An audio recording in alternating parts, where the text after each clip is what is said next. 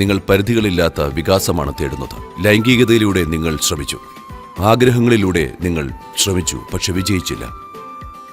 യോഗയിലൂടെ മാത്രമേ നിങ്ങൾ വിജയിക്കൂ. അംഗമർദ്ദന എന്നാൽ ശരിക്കും അംഗങ്ങളെ മെരുക്കലാണ്. നിങ്ങൾക്ക് ഒരു ശരീരരഹിത അനുഭവമുണ്ടാകും, കാരണം മുഴുവൻ ഊർജ്ജ വ്യവസ്ഥയും ഉജ്ജ്വലമാകും. നിങ്ങളുടെ ശരീരത്തിന്റെ രസതന്ത്രം നിങ്ങൾക്ക് മാറ്റിയെടുക്കാം. ഒരു പ്രത്യേക രീതിയിലിരുന്നാൽ മാത്രം മതി. നിങ്ങൾക്ക് ഉള്ളിൽ നിന്നും ആരോഗ്യം സൃഷ്ടിക്കണമെങ്കിൽ ഓരോ വ്യക്തിയും അതിനുവേണ്ടി ശ്രമിക്കേണ്ടതുണ്ട്.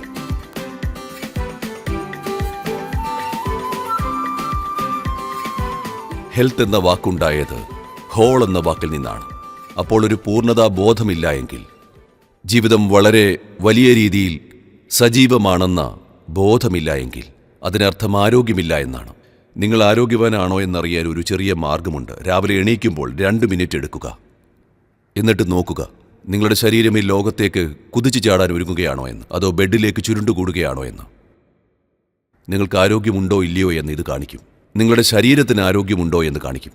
ആരോഗ്യം ഓരോ വ്യക്തിയുടെയും ജോലിയാണ്. നിങ്ങളുടെ ഉള്ളിൽ നിന്നും ആരോഗ്യം സൃഷ്ടിക്കണമെങ്കിൽ ഓരോ വ്യക്തിയും അത് ഏറ്റെടുക്കണം. അതിന് നമ്മൾ ഒരു ആരോഗ്യത്തിൻ്റെ സംസ്കാരം സൃഷ്ടിക്കണം. അത് ശരിക്കും നമ്മുടെ കുട്ടിക്കാലം മുതലേ തന്നെ നമ്മുടെ ജീവിതത്തിൻ്റെ ഭാഗമാകണം. അത് തിരികെ കൊണ്ടുവരണമെങ്കിൽ യോഗ സമ്പ്രദായം തിരിച്ചു വരണം. അമേരിക്കയിൽ യോഗ എന്ന വാക്ക് ഉപയോഗിക്കാൻ എനിക്ക് പേടിയാണ്. അതുകൊണ്ട് ഞാൻ എപ്പോഴും ഇന്നർ എഞ്ചിനീയറിംഗ് എന്നാണ് പറയും. കാരണം അവർ ചെയ്യുന്ന യോഗ എന്നെ പേടിപ്പിക്കുന്നു. നിങ്ങളിങ്ങനെ യോഗ ചെയ്യുകയാണെങ്കിൽ, ഇവിടെ ഇരിക്കുന്ന ചെറുപ്പക്കാരായ ഡോക്ടർമാർ ഒരു പരീക്ഷണം നടത്തി യോഗ നിങ്ങളുടെ ശരീരത്തെ എങ്ങനെ കേടുവരുത്തുന്നു എന്ന് നിങ്ങളെ തെളിയിച്ചു കാണിക്കാൻ കാലം വിദൂരമല്ല. അവർ അങ്ങനെ ചെയ്യും. അവർ യോഗയെക്കുറിച്ച് പഠിക്കും, എന്നിട്ട് വന്നിട്ട് പറയും യോഗ നിങ്ങളുടെ ശരീരത്തെ മുഴുവൻ കേടുവരുത്തുന്നുവെന്ന്. കാരണം അതങ്ങനെ ചെയ്യുന്നു. കാരണം അതിപ്പോൾ പരിശീലിക്കുന്ന രീതി അത് സൂംബയൊക്കെ ചെയ്യുന്ന പോലെയാണ്. നിങ്ങൾ നിങ്ങളിൽ എന്ത് ചെയ്യുന്നു എന്നതിനെ ആശ്രയിക്കുന്ന കാര്യമാണിത്. നിങ്ങൾക്ക് ആകെ വേണ്ടത് മസിൽ ടൈറ്റ് ചെയ്ത് ഇങ്ങനെ ആവുക എന്നതാണോ? നിങ്ങൾക്ക് കഴുത്ത് തിരിക്കാൻ പോലും പറ്റില്ല. അത് നിങ്ങളുടെ ഇഷ്ടം. എന്നാൽ നിങ്ങൾ യോഗയെ കാണുന്നത് ജീവിതത്തെ മെച്ചപ്പെടുത്തി മറ്റൊരു തലത്തെ എക്സ്പീരിയൻസ് ചെയ്യാനുള്ള ഒരു ആയുധമായിട്ടാണെങ്കിൽ, മറ്റൊരു സാധ്യതയിലേക്കുള്ള അനുഭവത്തിലേക്കാണെങ്കിൽ, പൂർണ്ണമായും വ്യത്യസ്തമായ മറ്റൊരു ഗ്രാഹ്യത്തിലേക്കാണെങ്കിൽ, ഇതുണ്ടാവണമെങ്കിൽ അതൊരു പ്രത്യേക രീതിയിൽ സമീപിക്കപ്പെടണം. ആ ദിശയിൽ ഒരു വലിയ രീതിയിലുള്ള പ്രവർത്തനം ഉണ്ടാവുകയും വേണം. ഇതാരെങ്കിലും എന്തെങ്കിലും ചെയ്യുന്നതിനെ കുറ്റപ്പെടുത്താൻ പറയുന്നതല്ല. ഇതിത്രയേ ഉള്ളൂ. പ്രശ്നം ഇതാണ്. അതിലും ചില ഗുണങ്ങളുണ്ട്. ശരീരം അങ്ങോട്ടും ഇങ്ങോട്ടും തിരിക്കുന്നതിലും ചില ഗുണങ്ങളുണ്ട്. പക്ഷെ നിങ്ങൾ മനസ്സിലാക്കേണ്ട കാര്യം ഇതാണ്. അതിനുവേണ്ടി നിങ്ങൾ യോഗ ചെയ്യണമെന്നില്ല. എല്ലാ ദിവസവും 1/2 മണിക്കൂർ നിങ്ങൾ നീന്താൻ പൊയ്ക്കുള്ളൂ. നിങ്ങൾക്ക് ഇതേ ഗുണങ്ങൾ ലഭിക്കുന്നതായി കാണാൻ പറ്റും. ഒരു മല കയറാൻ പൊയ്ക്കുള്ളൂ, ഇതേ ഗുണങ്ങൾ നിങ്ങൾക്കുണ്ടാകും. ടെന്നീസ് കളിക്കൂ, അതുകൊണ്ട് ഗുണമുണ്ടാകും. ഈ ഗുണങ്ങൾക്ക് വേണ്ടി നിങ്ങൾ യോഗ ചെയ്യരുത്. നോക്കൂ, നിങ്ങൾക്ക് ഞാനൊരു ആപ്പിൾ എയർ തന്നാൽ, ആ കനമില്ലാത്ത കമ്പ്യൂട്ടർ, പക്ഷെ നിങ്ങളൊരു ഗുഹാവാസിയാണ്. അതുകൊണ്ട് നിങ്ങളത് ഉപയോഗിച്ച് വീട്ടിൽ പച്ചക്കറികൾ അരിയാൻ തുടങ്ങി. പക്ഷേ അത് ഫലവത്താണ്. അതിന് അത്ര മൂർച്ചയുണ്ട്. അത് സാധ്യമാണ്. പക്ഷെ അതിനു വേണ്ടിയിട്ടാണോ നിങ്ങൾ ആ കമ്പ്യൂട്ടർ ഉണ്ടാക്കിയത്? അതിനുവേണ്ടി കുറച്ചുകൂടി ലളിതമായി എന്തെങ്കിലും ഉണ്ടാക്കാമായിരുന്നില്ലേ? നിങ്ങൾക്ക് പച്ചക്കറി അരിയാൻ വേണ്ടി ആപ്പിൾ എയർ കമ്പ്യൂട്ടർ ആവശ്യമില്ല. ഇതുപോലെ നിങ്ങൾക്കിങ്ങനെ ഒരു സംവിധാനം ആവശ്യമില്ല. ഇതൊരു പ്രതിഭാസകരമായ കാര്യമാണ്. അല്പനേരം നിങ്ങളുടെ ശ്വാസം നിങ്ങളുടെ ശരീരത്തേക്ക് വരുന്നതും പോകുന്നതും ശ്രദ്ധിക്കാനും അതും ഇതും എല്ലാം ചെയ്യാനുമൊന്നും നിങ്ങൾക്ക് യോഗ ചെയ്യേണ്ട ആവശ്യമില്ല. ശരിക്കും അത് വളരെ ബോറിംഗ് ആണ്, ഒട്ടും നല്ലതല്ല. അനുഭവപരമായി അത് നിങ്ങളെ ഉയർത്തണം. അല്ലാതെ വെറുതെ ശരീരം വളയ്ക്കാനും തിരിക്കാനും അങ്ങനെയെല്ലാം ചെയ്യാൻ ഒരുപാട് ക്ഷമ ആവശ്യമാണ്. അതിലേറെയൊക്കെ നല്ലതാണ് ടെന്നീസ് കളിക്കാൻ പോവുക, നീന്താൻ പോവുക, മലയിലേക്ക് ഓടിക്കയറുക. അതെ, ഞാൻ കാര്യമായിട്ട് പറയുകയാണ്. ഇത് നിർമ്മിച്ചിട്ടുള്ളത് മറ്റൊരു കാര്യത്തിനു വേണ്ടിയാണ്. ഇത് പൂർണ്ണമായും മറ്റൊരു തരത്തിലേക്ക് വേണ്ടി നിർമ്മിക്കപ്പെട്ടിട്ടുള്ള ഒരു കാര്യമാണ്. ആരോഗ്യം പരിണത ഫലം മാത്രമാണ്. ശരിക്കും അതൊരു പാർശ്വഫലമാണ്. ഇടയിൽ കൂടി ആരോഗ്യവും നന്നാകുന്നു. ശരിക്കും ആരോഗ്യത്തിൽ മാത്രം ശ്രദ്ധിക്കുന്ന ഒരാൾക്ക് ഈ രീതിയിൽ പോകേണ്ട ആവശ്യമില്ല. അതിനു വേണ്ടിയിട്ട് നിങ്ങൾക്ക് ഉപയോഗ, അംഗമർദ്ദന എന്നീ യോഗ സമ്പ്രദായങ്ങളുണ്ട്. അംഗമർദ്ദന എന്ന് പറഞ്ഞാൽ അതിൻ്റെ അർത്ഥം നിങ്ങളുടെ അംഗങ്ങളെ മെരുക്കുക എന്നതാണ്. ശരിക്കും അതിൻ്റെ അർത്ഥം അംഗങ്ങളെ കൊല്ലുക എന്നതാണ്. നിങ്ങൾ അങ്ങനെയുള്ള കാര്യങ്ങൾ ശ്രദ്ധയോടെ ചെയ്യുമ്പോൾ പിന്നെ നിങ്ങൾ ഇവിടെ ഇരിക്കുമ്പോൾ നിങ്ങളുടെ ശരീരം ഇവിടെ ഉണ്ടോ എന്നുള്ളത് പോലും നിങ്ങൾ അറിയില്ല. നിങ്ങൾക്ക് ശരീരരഹിതമായ ഒരു അനുഭവം ഉണ്ടാകും. ഇത് നിങ്ങളുടെ ജീവിതത്തിലേക്ക് വന്നിട്ടില്ലെങ്കിൽ ശരിയായ വിശ്രാന്തി നിങ്ങൾ അനുഭവിക്കില്ല. ഇത്രയും വലിയ ഭാരം ചുമക്കുക എന്നത് നിങ്ങൾ തടിയനാണെന്നല്ല. നിങ്ങളുടെ ഭാരം എന്താണെങ്കിലും ഇത്രമാത്രം ഭാരം ചുമന്നുകൊണ്ട് നടക്കുന്നതും കാര്യങ്ങൾ ചെയ്യുന്നതും ബുദ്ധിമുട്ടാണ്. ശരീരമില്ലാത്ത അനുഭവമുണ്ടെങ്കിൽ മാത്രമാണ്. അങ്ങനെയുള്ള ആളുകളെ നമ്മൾ നിർഗായ യോഗികൾ എന്നാണ് പറയുന്നത്. അതായത് ശരീരമില്ലാത്ത യോഗികൾ, ശരീരമില്ലാത്ത അവസ്ഥ. അതിന് കാരണം മുഴുവൻ ഊർജ്ജ വ്യവസ്ഥയും ജ്വലിച്ചു നിൽക്കുകയാണ്.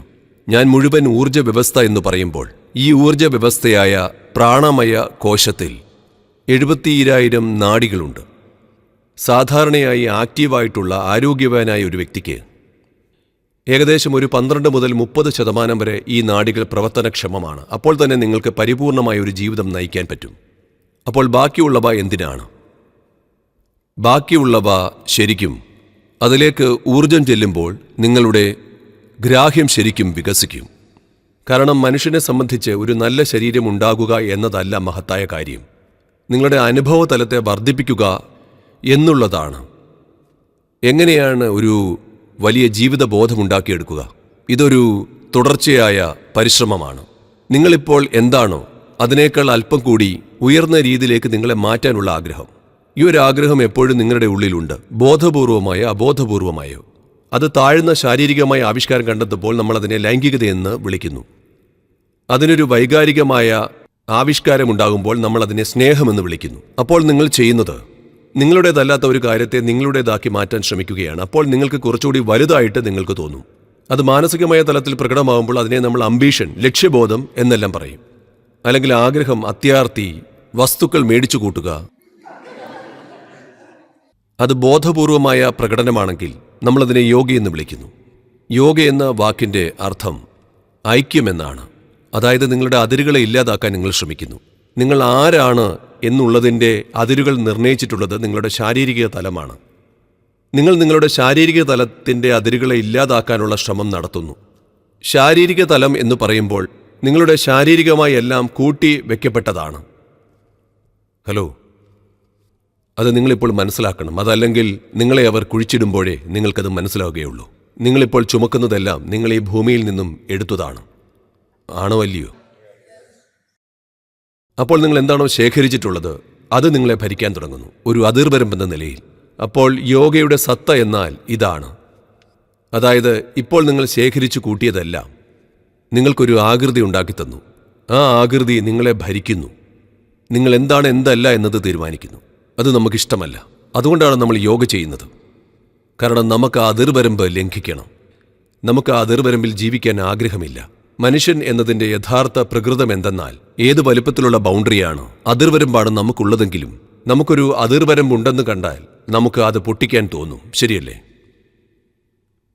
നിങ്ങൾ അതിലേക്ക് ശ്രദ്ധിക്കുകയാണെങ്കിൽ നിങ്ങൾ എത്രമാത്രം വലിയ അതിർവരമ്പ് ഉണ്ടാക്കിയിട്ടുണ്ടെങ്കിലും അത് എത്ര വലിപ്പമുള്ളതാണെങ്കിലും അതിൻ്റെ സ്വഭാവം എത്രമാത്രം വലുതാണെങ്കിലും നിങ്ങൾക്കത് തകർക്കണം. നിങ്ങളെ ഞാൻ ഈ ഭൂമിയുടെ രാജാവാക്കി പ്രഖ്യാപിച്ചാൽ നിങ്ങൾ അപ്പോൾ തന്നെ അടുത്ത നക്ഷത്രങ്ങളിലേക്ക് നോക്കും. ശരിയല്ലേ? കാരണം അതാണ് മനുഷ്യൻ്റെ സ്വഭാവം. അതായത് നിങ്ങൾക്കൊരു മനുഷ്യനെ ഒരു അതിർവരമ്പിൽ തളച്ചിടാൻ കഴിയില്ല. അങ്ങനെ ചെയ്താൽ അവൻ ഒരിക്കലും ആരോഗ്യകരമായി ഇരിക്കുകയുമില്ല. നിങ്ങൾ ആഗ്രഹിക്കുന്ന ഒരു ജീവിത രീതിയെക്കുറിച്ച് സ്വപ്നം കാണൂ. നിങ്ങൾ ആഗ്രഹിക്കുന്ന ജീവിതം, ഓക്കെ?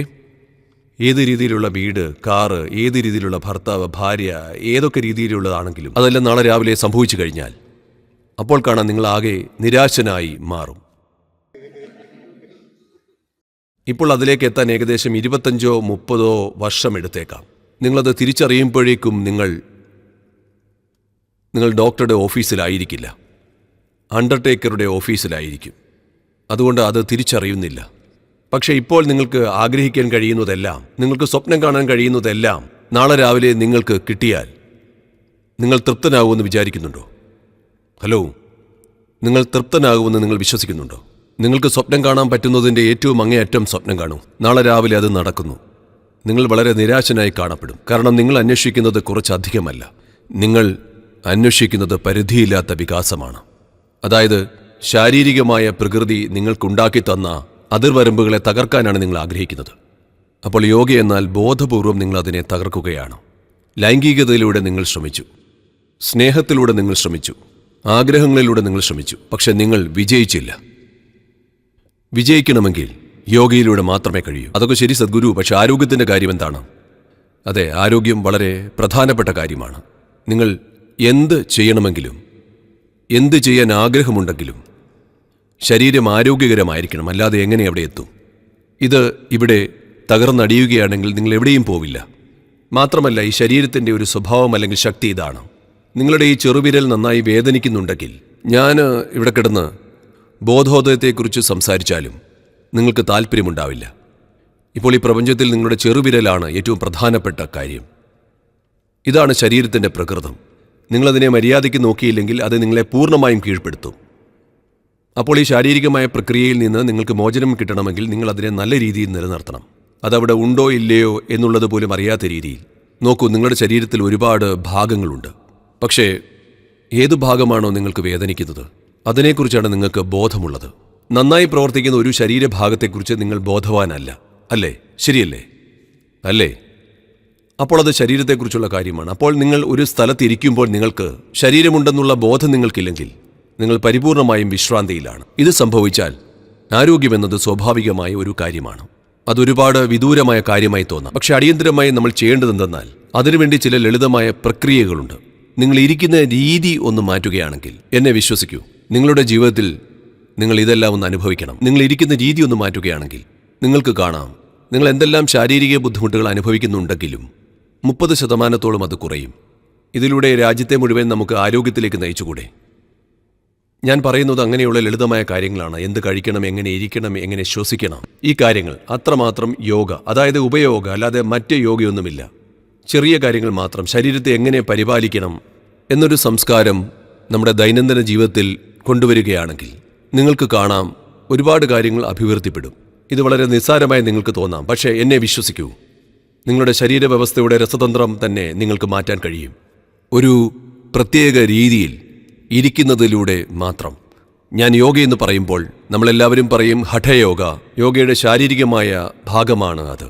ഹഠയോഗയുടെ അടിസ്ഥാന തത്വമെന്നാൽ ഇതാണ്: നമ്മൾ അനുഭവിക്കുന്ന എല്ലാ മാനുഷിക അനുഭവങ്ങളും, എല്ലാ ബോധതലങ്ങളും, അല്ലെങ്കിൽ മാനസികവും ശാരീരിക വൈകാരികവുമായ നമ്മുടെ തലങ്ങളെല്ലാം ആ സമയത്തെല്ലാം നിങ്ങളുടെ ശരീരം ഒരു പ്രത്യേക അവസ്ഥയിലേക്ക് വരും. നിങ്ങൾ ശ്രദ്ധിച്ചിട്ടുണ്ടോ? നിങ്ങൾ സന്തോഷത്തിലാണെങ്കിൽ ഒരു പ്രത്യേക രീതിയിലിരിക്കും, സമാധാനത്തിലാണെങ്കിൽ മറ്റൊരു രീതിയിലിരിക്കും, ദുഃഖത്തിനാണെങ്കിൽ മറ്റൊരു രീതിയിലായിരിക്കും, ദേഷ്യത്തിലാണെങ്കിൽ വേറൊരു രീതിയിൽ. അങ്ങനെയല്ലേ? ശ്രദ്ധിച്ചിട്ടുണ്ടോ? അപ്പോൾ അത് തിരിച്ചു ചെയ്യുന്നതാണ് ഹഠയോഗയുടെ ശാസ്ത്രം. നിങ്ങൾ ബോധപൂർവം നിങ്ങളുടെ ശരീരത്തിൻ്റെ നിലയെ ഒരു പ്രത്യേക രീതിയിലേക്ക് മാറ്റുകയാണെങ്കിൽ, അതിനെ അങ്ങനെ നിലനിർത്തിയാൽ നിങ്ങൾ ചിന്തിക്കുകയും മനസ്സിലാക്കുകയും ഗ്രഹിക്കുകയും ചെയ്യുന്ന രീതി സ്വയം ക്രമീകരിക്കപ്പെടും. ഇത് ശരിക്കും ഒരു ചെറിയ രീതിയിലുള്ള എഞ്ചിനീയറിംഗ് ആണ്. ഒരു പ്രത്യേക രീതിയിൽ വെക്കുന്നതിലൂടെ ശരീരം എങ്ങനെയാണ് സൃഷ്ടിച്ചതെന്ന് നിങ്ങൾ മനസ്സിലാക്കുന്നു. നോക്കൂ, ഞാൻ ഒരാൾ ഇരിക്കുന്നത് കാണുമ്പോൾ അവർ ബോധപൂർവ്വം ഇരിക്കുന്നതല്ല, വെറുതെ ഇരിക്കുമ്പോൾ ഞാൻ അവരെ നോക്കുമ്പോൾ അടുത്ത 15 വർഷത്തിനുള്ളിൽ എന്തെല്ലാം രോഗങ്ങൾ അവർക്കുണ്ടാകും എന്ന് എനിക്ക് പറയാൻ കഴിയും. എന്തെല്ലാം ജീവിത സാഹചര്യങ്ങളിലൂടെ അവർ പോകും, അവർ എങ്ങനെ ജീവിക്കും, എന്തെല്ലാം സാധ്യതകളുണ്ട്, എന്തെല്ലാം പ്രശ്നങ്ങളുണ്ട്. ഇതൊരിക്കലും ജ്യോതിഷമൊന്നുമല്ല, ഇതൊരു ലളിതമായ എഞ്ചിനീയറിംഗ് ആണ്. നിങ്ങൾ നിങ്ങളുടെ ശരീരത്തെ നിലനിർത്തുന്നത് എങ്ങനെയെന്നതിൻ്റെ അടിസ്ഥാനത്തിൽ നിങ്ങൾക്കുള്ളിലെ സാധ്യത എന്താണെന്നോ സാധ്യമല്ലാത്തത് എന്താണെന്നോ എല്ലാം അവിടെ വ്യക്തമാണ്. പ്രത്യേകിച്ച് ആരോഗ്യത്തിൻ്റെ കാര്യത്തിലാണെങ്കിൽ അത് വ്യക്തമായും അവിടെയുണ്ട്. അത്രയെങ്കിലും ഒരു തിരിച്ചറിവ് നമുക്കുണ്ടാവണം. നമ്മൾ ഈ ലോകത്തെ ഇന്ന് എഞ്ചിനീയറിംഗ് ചെയ്തു വെച്ചിട്ടുണ്ട് പല മനോഹരമായ രീതികളിലും. പക്ഷെ നമുക്ക് വേണ്ടി നമ്മൾ ഒന്നും ചെയ്തിട്ടില്ല. ഒരല്പം എഞ്ചിനീയറിംഗ് ഇവിടെയും ആവശ്യമുണ്ട്. കാരണം ഈ കാര്യത്തിൽ നിങ്ങൾ എന്നോട് യോജിക്കണം. ഈ ഗ്രഹത്തിൽ ഏറ്റവും സങ്കീർണമായ മെഷീൻ എന്ന് പറയുന്നത് ഇതാണ്. പക്ഷേ നിങ്ങളിതിൻ്റെ യൂസേഴ്സ് മാനുവൽ വായിച്ചിട്ടുണ്ടോ? അതാണ് ചോദ്യം. ഇതിൻ്റെ യൂസേഴ്സ് മാനുവൽ ആധുനികമായ രീതിയിൽ എഴുതേണ്ടിയിരിക്കുന്നു. എഴുതുക എന്നാൽ ഒരു പുസ്തകം എഴുതുക എന്നുള്ളതല്ല, അങ്ങനെയല്ല. നമ്മൾ മനുഷ്യരെ ബോധവാന്മാരാക്കണം.